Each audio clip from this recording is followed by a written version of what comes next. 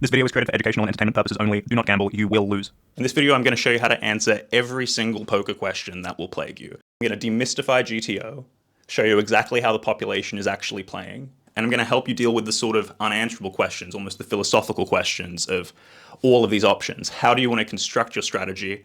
And how are you relating to the game in the long term so that every session you're actually learning, growing, having fun, and improving instead of just trying to force a result? This solves the number one poker problem, which is wicked feedback. Essentially, the correct play doesn't always work out, and bad plays can get rewarded all the time. We'll also explore how this approach differs when you're playing, say, mid to high stakes online compared to in a soft live game with a lot of recreationals at the table. The next idea I want to introduce you to is the 1-2-3. No Limit Hold'em is a game of infinite options. It's up to us to choose which path we go down.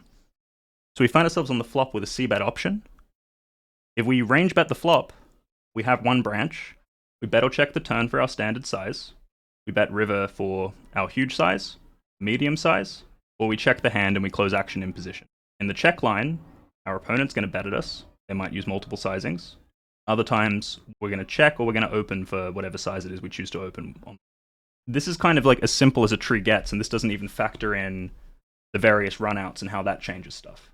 If we add a check option and a small bet option and a big bet option, copy these trees, and they start spreading out exponentially because every single branch creates a new path.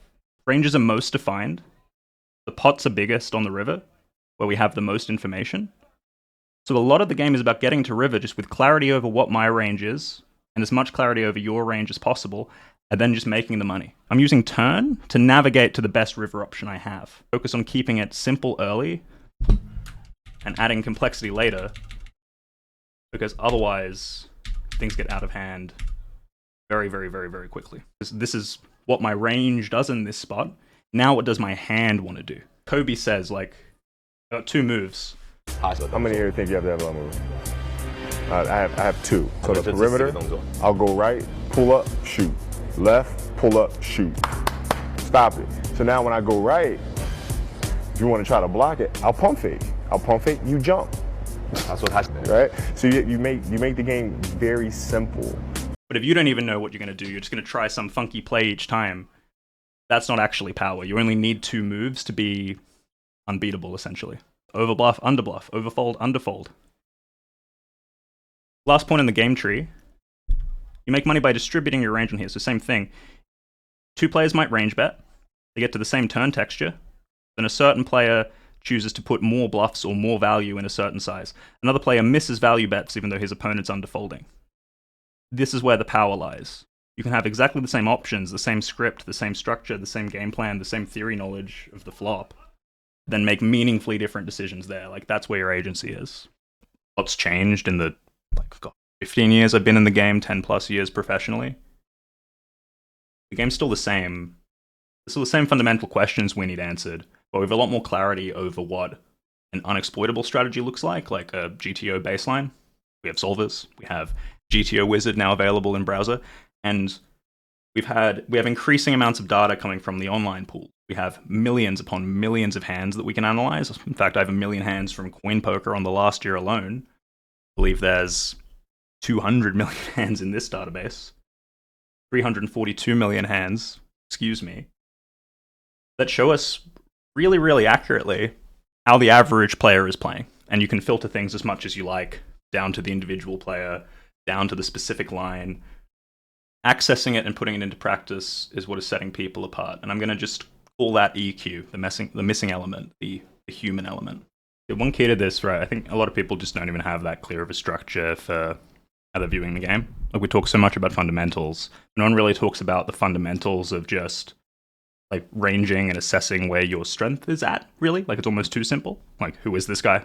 Fish and regs open pretty differently. Fish can open all sorts of hands from all sorts of positions. Regs tend to be much more chart followy, much more predictable. They open wider on the button than on the gun, and that changes post-flop stuff. Single raise, 3-bet pot, or 4-bet pot. And then are they going bet, check raise, bet, like what's the action that happens post? The sizing also factors into that, like sizing and line are kind of one factor, and the texture. So I'm looking at, who is this guy? What positions are we in? What was the betting action between the sizing and the line? And what texture are we on? That's going to be the same when I review a hand, going to be the same when I check data. It's going to be the same when I look at the sim, when I look at the solver. So those 3 things are always aligned. Sorry, 5 things always aligned. Kind of boils down to 3 things.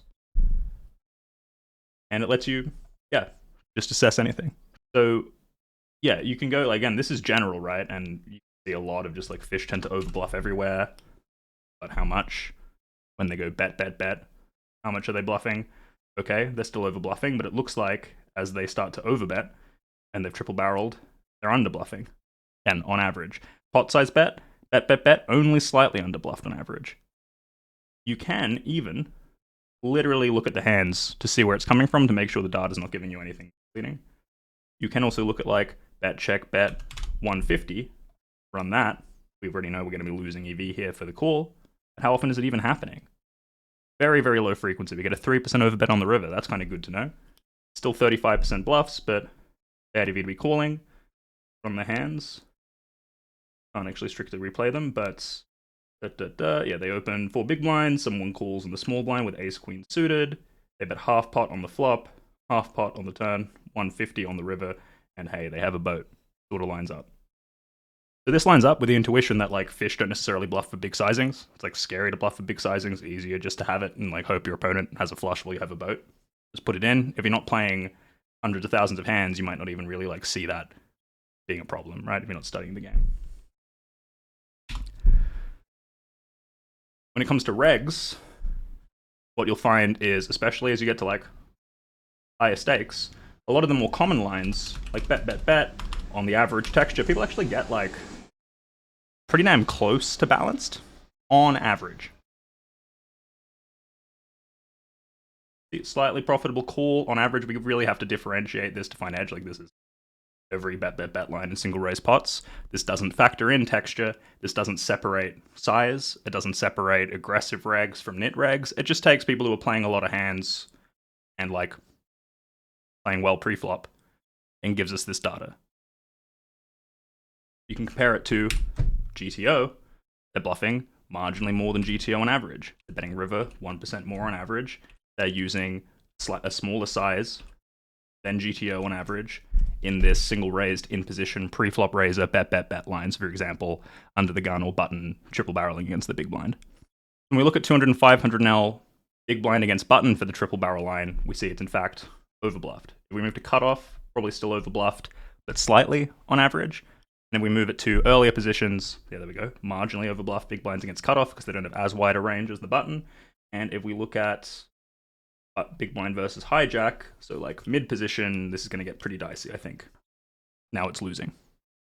And so the same line on the average texture, just the opening position changes the bluffing frequency. So against a random player, 500L, or pretty much any stake, going to be true. 200 and 500L. If we just look at 50, we're going to see the same trends, maybe even more so. Yeah, see, much more underbluffed from the hijack at 15L. We had a 5% call EV when we were looking at, now we have a 2% call EV. So like losing big blind against cutoff at 15L in this sample on stars. And if we look at big blind against button, 15L, now we're going to be making money with the call. Yeah, there's that 20% EV again. This is a ridiculous amount of information. Not a perfect answer against every single person you play against. What it is a way to upgrade your baseline and look for these opportunities. Because what this means is when you're button against big blind, people are either deliberately and or accidentally bluffing too much. When you're on the button, you got a lot more hands that like just actually need to check and like give up on the river. Like you're gonna bet flop, bet turn. You got to give up non-showdown on the river. In addition, people do like overfold slightly. So like overbluffing is good. It just means if you're someone who's actually going to defend properly, you're going to do really, really well here. Like knowing that you shouldn't really be folding catches unless you're shown otherwise or it's a really specific situation. Again, we can just compare that to theory. Not meant to break that way. That bet, and again, you can separate this out further. If I compare this to GTO, 32% strength. Turn, frequency, and strength and size all actually look pretty close. We go to 500 now. Same gist. Similar when we include GG, a little bit less turn barreling, a lot less bet calling, a bit bigger size on average. So the long and short of it, if you want to know like how to play poker on early streets, it's pretty simple. You can actually just look at like what the reg pool is actually doing, what winning regs are actually doing, and emulate it. So if you see someone who's betting small a lot on the flop, Probably a good idea. Look it up. Is that standard in Solver? Oh, hey, look, it seems to actually be standard in Solver in those spots. They're doing it more than Solver. Are they getting exploited? You can look at how the pool tends to react. It's not like there's some sort of like major exploits people are doing. Like the small bet's actually kind of good. Yeah, so that's a browser-based version. Obviously, hand-to-note has been along for a while now, and I sort of put off by it. But hand-to-note 4, with a pack where someone can sort of like set it up for you, like this is Pat Howard's Mobius stat checker.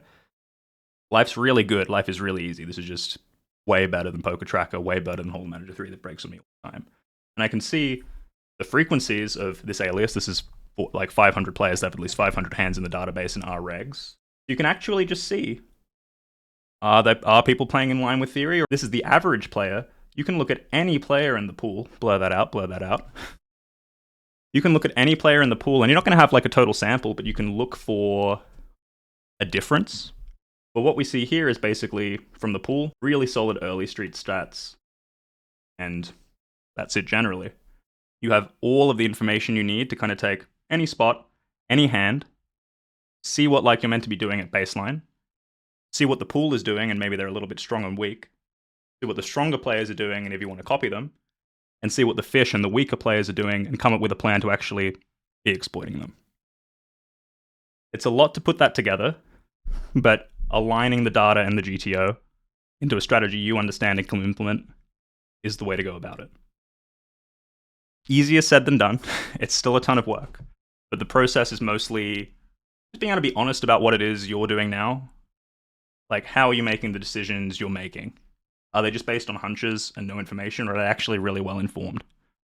Are you copying Solver when in fact population's range is different or the fish's range is different, and so you should be doing something different? And if you find a spot where you don't have edge, you think the pool's actually playing really well, that then is an opportunity to get creative and to come up with a strategy people aren't used to seeing. There's a lot of ways to like manipulate your range and get away with it, but start by making sure you aren't missing this low-hanging fruit of just being wrong.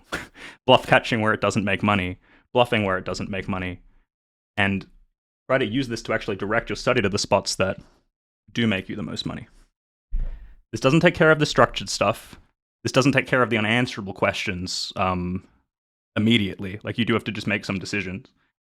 So things like committing to what boards are you going to range bet small? What boards do you want to like actually practice a sizing split? How are you going to like structure your bluffs? Like, there's a lot of things of like, how do you actually put this into real time that is still hard, but that's the beauty of poker. We have the information. It all comes down to EQ and implementation.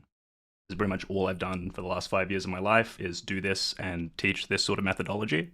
Really want to refine your own process and get more confidence in your game so you can like actually have fun learning again and you're already winning.